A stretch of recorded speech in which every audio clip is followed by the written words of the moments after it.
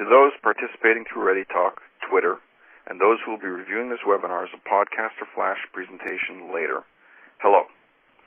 I'd like to welcome you to this new session of the Product Management View series.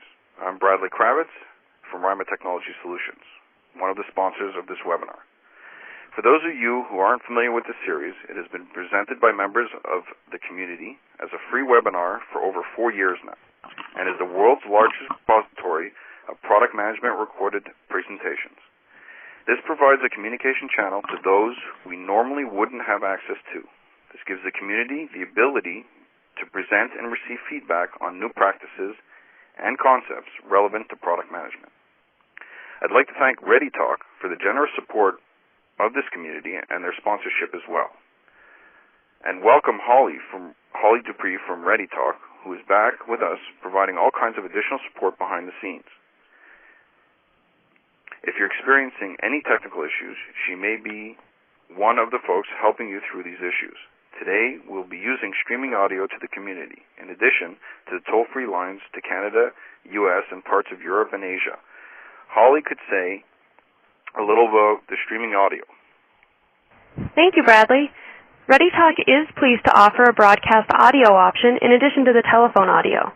Upon joining the web portion, you should have automatically been connected to the audio through your computer speakers.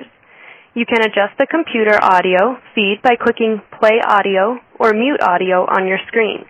If you prefer to listen to the audio through your telephone, please dial our toll-free number at 1-800-954-0687 or use our U.S. toll number at 1-212-231-2906. If you have any questions about this procedure, please use the chat feature in the lower left corner of your screen. Thanks. I'll hand it back to you, Bradley. Thank you, Holly. I will be your moderator today.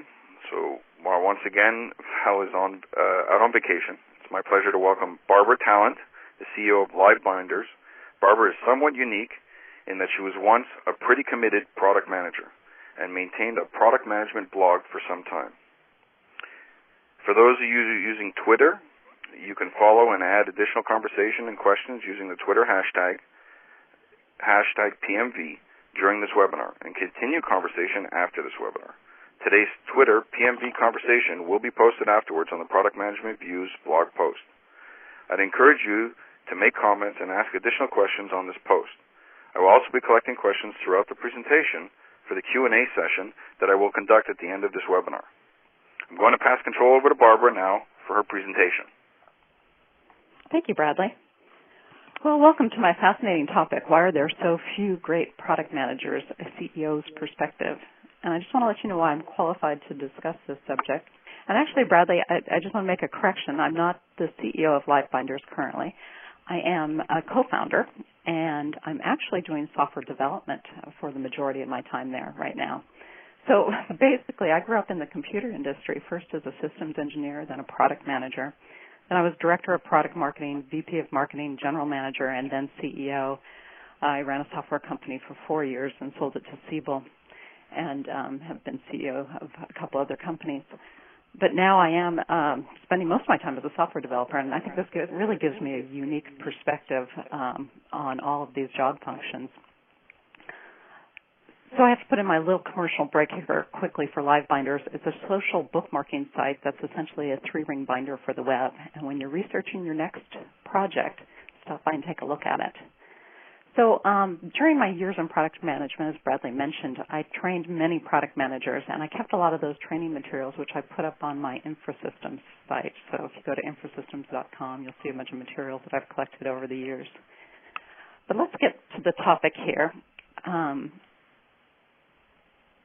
I thought when I wanted to do this topic, I thought it would be great not only to use my own perspective, but also that of other CEOs. So I interviewed 6 other CEOs for this topic, and I wanted to do those interviews anonymously so that there would be more candor. And most of them prefer to remain anonymous because of the types of real-life examples that they shared with me. So I have to tell you that this was an extremely emotional topic for me to do because I've been on both sides of this battle for years and years and reliving all those frustrations all over again. So in my